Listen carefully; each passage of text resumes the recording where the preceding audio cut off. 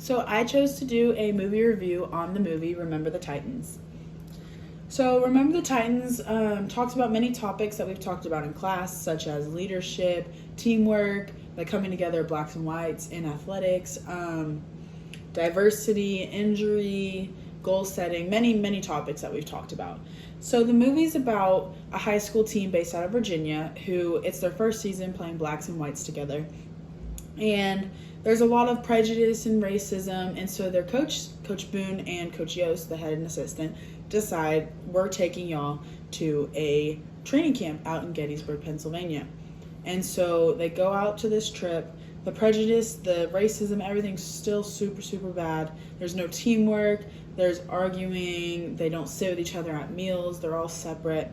They just don't mesh well. And so Coach Boone decides, okay, we're going to have 3 days every single day until you can tell me something about every single one of your teammates of the opposite race. And if you continue to not talk to each other, we will go to 4 days.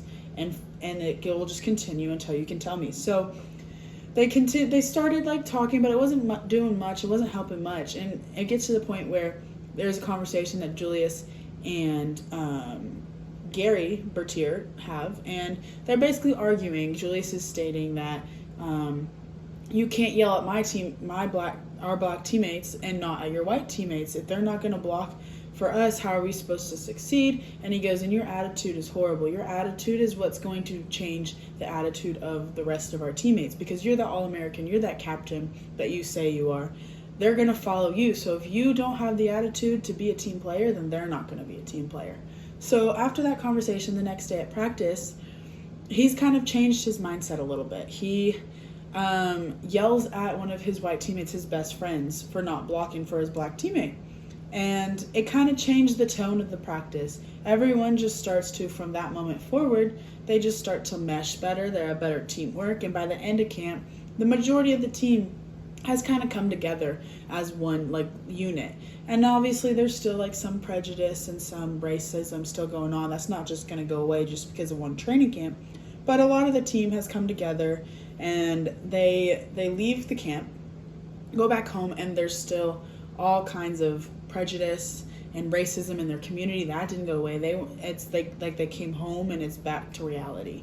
And so they go through their season, and it's not just their community that's giving the backlash. It's the other team's coaches, the other team's players, the officials. The officials some of them were calling the game so unfairly that Coach Yost ended up losing his spot in the Hall of Fame, because he ended up going and standing up for his players and saying, you better call this game fair or I'll go to the press. And if you don't, then I'll just go down with you. And so at the end of the season, they end up having a perfect record. It kind of brought the community together a little bit. There's, like I said before, there's still racism, there's still prejudice, but it's not as bad as it was before. The community saw that if these kids can do it, then so can we, kind of. And so they've come together, and it wasn't as bad as it was before. They made a difference in the community. So some key aspects that I noticed was the forming, storming, norming, and performing. So the forming stage is when the members of the team kind of familiarize each other or themselves with each other and their coaches and their teammates and everyone. The storming stage is when all the conflict happens. So it's like when they're arguing, they resist leadership and everything. The norming is when the hostility and arguing and stuff kind of goes to solidarity, and the team begins to unite a little bit. And then the performing stage is when the team members come together for one common goal. They all are here focused. They're not here I want to do this on my own way and you can do it your own way and then we can win somehow. No, they all have the same idea. They all want the same common goal. And that's what the performing stage is. So a scene from the movie for the forming stage, for an example, would be when Coach Boone and Coach Yost first meet. So neither of them want to work with each other, especially Coach Yost. Coach Yost was the head coach and he kind of got put down to assistant. But they realized, okay, we still want to win this championship. We still want this team to succeed. So we're going to have to work together. We don't have to like each other, but we have to work together. And so they decide on, okay, Coach Boone, I'm going to be offensive, and then Coach Yost, I'm going to be defensive coach. And that's one scene that really stuck out to me on the forming side.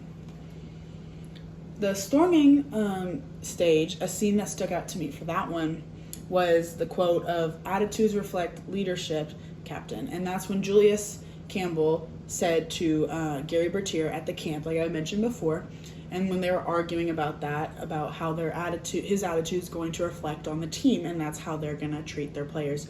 And that was a real turning point that led into the norming phase, but it was during that argument when Campbell was arguing and questioning Gary's leadership.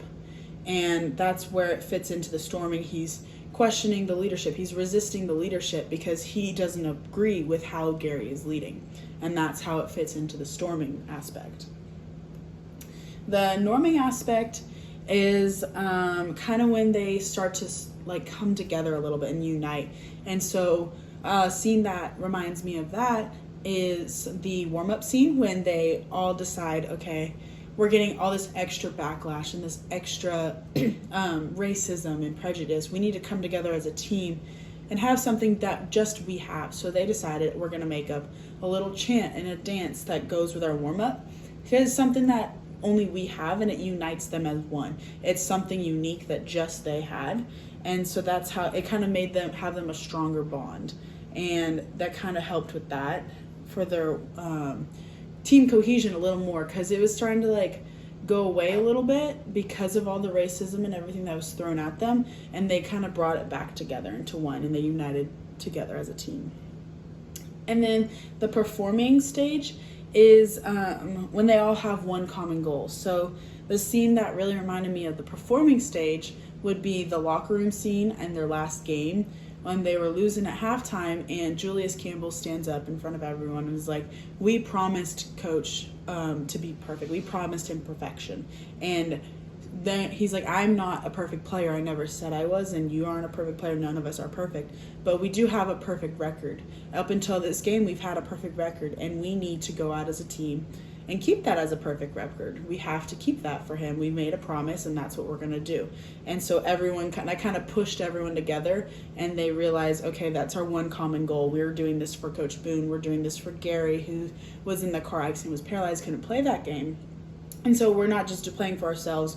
We're playing for our team and our coaches. Another topic that really stood out to me was diversity. And there was a big, clear separation in this movie from the beginning to the end, whether it was with the team or whether it was with the community. But there was an obvious show, like a need for a balance to respect each other and their views and their advocacy. But it was obvious that it was needed, but not everybody had it. And so an example of this would be Sunshine and the Rev and all the other players that were together. They were walking down the street and they saw a bar, and Sunshine wanted to take them in. But they're like, no, we can't, because that's like the racism and the prejudice. They're not going to let us in. But Sunshine didn't see that because the team was so close. He was like, oh, it's okay, I got it. I'll get you in. And then the owner was like, I'm not serving any of y'all. Y'all can go around back if you want, but I'm not serving y'all. And that's kind of where the diversity and the separation was, where he thought that everybody would have the same mindset, but they just didn't have the same mindset, and his teammates were really mad at him for that. Another aspect of this is goal setting for coaches. And an important thing when it comes to goal setting for coaches is having a short-term and a long-term goal. You can be successful with having just one or the other, but your team will have the most success if you have both. So in the movie, the short-term goal was for that Coach Boone and Coach Yost had made for the team was to bring them together. Because without them being together and bringing them together as one unit, they weren't going to be successful. Nothing good was going to come out of the season. It was going to be bad. And so then their long-term goal was obviously to win the state championship and to win it for the school and for the team. And that obviously could not be done without the team coming together, because if the team was not one mind, one goal, then it was never going to happen. And they achieved their short-term goal at training camp, and then throughout the rest of the season, they ended up being able to win their long-term goal of winning state. Another aspect of this was leadership. And being a leader myself and being an athlete, it's not always the easiest position to be in. You can get a lot of backlash for it. You have to make decisions that are good for the team and the best for the team that may not be the best for your personal relationships. And so in the movie, Gary, his best friend Ray, he's one of them that just couldn't get over the racism and the prejudice. And so he wouldn't block for his teammates. He wasn't being a team player. And so Gary had to kind of go against Ray, his best friend, an aspect of, you're not being a team player, you can't be on the team. So he went to Coach Boone, and Coach Boone said, it's really up to you. And him being a leader and a captain on this team had to make the decision to kick Ray off the team. And so that kind of hurt their friendship a little bit. Ray was very, very upset with him. But he had to do it for the team, and that's just something you have to do as a leader. Leaders have to make those decisions that are best for the team and maybe not best for you. But in the end, people will see how much you actually care about the team, and that's what it means to be a leader. Another topic would be injury. Injury not only affects the athlete that is injured, but it also can affect your team and how they act after the injury. So that's in the PowerPoint slides, an example of this was group processes, and that can basically is your how the non-injured athletes, the rest of the team acts and how they feel after you've been injured. And so that can be in a positive or a negative way. So in the movie, Gary, when he got paralyzed, it took everybody by surprise. They had just won the game to go on to the state championship, and he was in the hospital that night. So he wanted the team to still go out there and fight. He had the whole team there, and he kind of told them, you guys need to go win this. So they're in the locker room, and they're they wanted to fight for him. They wanted to win that game for Gary. It gave them a reason to push and fight, not just for themselves, not just for the school, but they're fighting for him. So it gave them a purpose to go out there and win. It wasn't just for them. It gave the whole team, they're I want to win this for Coach Boone. I want to win this for Gary. I want to win this for everyone. So he kind of gave them a reason. And then the last topic, I believe. Yeah, the last topic is good sporting behavior.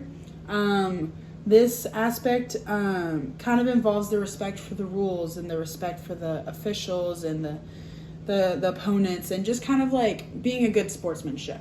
Now, in the movie, Coach Yost, when he lost his spot in the Hall of Fame, he was doing it for his team. He was doing it out of respect for his players.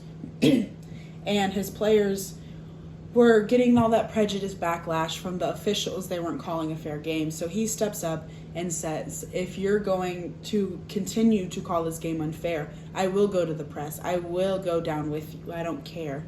And because of that, the ref did call the game fairly, and he did get pulled aside.